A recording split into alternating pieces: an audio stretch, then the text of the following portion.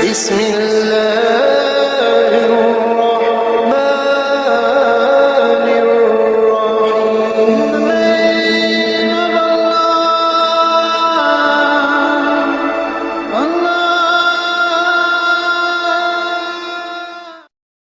Assalamualaikum warahmatullahi wabarakatuh. Alhamdulillahirabbil alamin wa bihi nasta'inu ala umuri dunya waddin. Asyhadu an la ilaha illallah wa asyhadu anna Muhammadan abduhu wa rasuluh. Allahumma shalli ala sayyidina Muhammad wa ala alihi wa sahbihi ajma'in. Amma ba'd.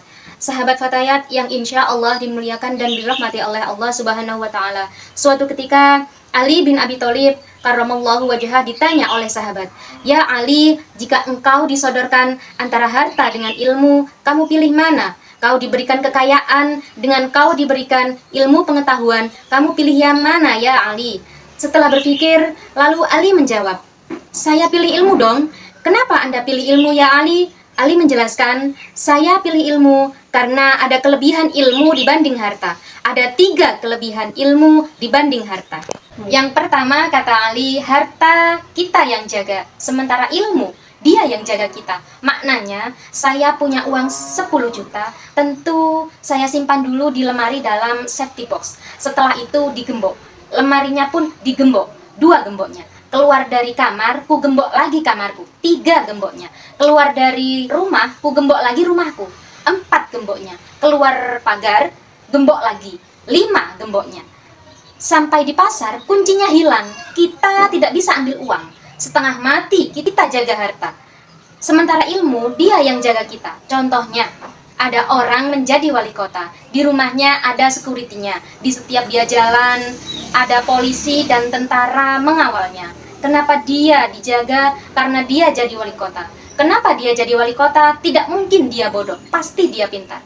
Makanya dia jadi wali kota. Artinya, dengan ilmu yang kita miliki, ilmu itu yang menjaga kita. Yang kedua, kata Ali, kelebihan ilmu dibanding harta. Harta dibelanjakan berkurang, sementara ilmu dibelanjakan bertambah. Contohnya, saya punya uang 10.000, lalu diberikan kepada pemirsa 5.000, otomatis uang saya tinggal 5.000. Sebaliknya, saya punya ilmu, saya punya Al-Fatihah, saya ajarkan kepada pemirsa, lalu mengetahui Al-Fatihah itu. Apakah kurang pahala Al-Fatihah saya? Tiba-tiba hilang hafalan Al-Fatihah saya? Tentu tidak, justru bertambah. Kenapa? Saya ajarkan Al-Fatihah, pemirsa mengajarkan Al-Fatihah kepada orang lain mengajarkan Al-Fatihah lagi. Itulah yang disebut amal jariah. Semakin hari, semakin bertambah, dan bertambah.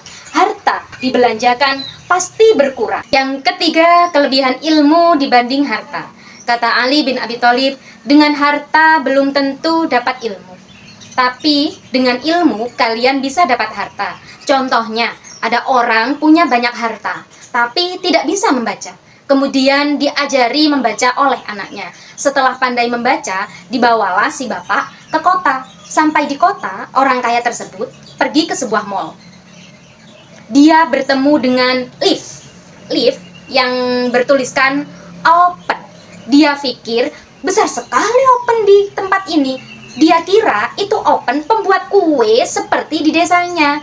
Selang beberapa menit, masuklah orang Tionghoa berkulit putih ke dalam lift. Si orang kaya berteriak, "Hai, jangan masuk ke dalam situ. Di situ panas sekali." Tertutuplah pintu lift. Kemudian selang beberapa menit, keluarlah orang Afrika yang berkulit hitam. Si orang kaya bilang, "Sudah kubilang, di situ panas sekali, tapi kalian tak percaya. Hanguslah kalian. Uangnya banyak, tapi bodoh." Sebaliknya dengan ilmu, kau bisa dapat harta.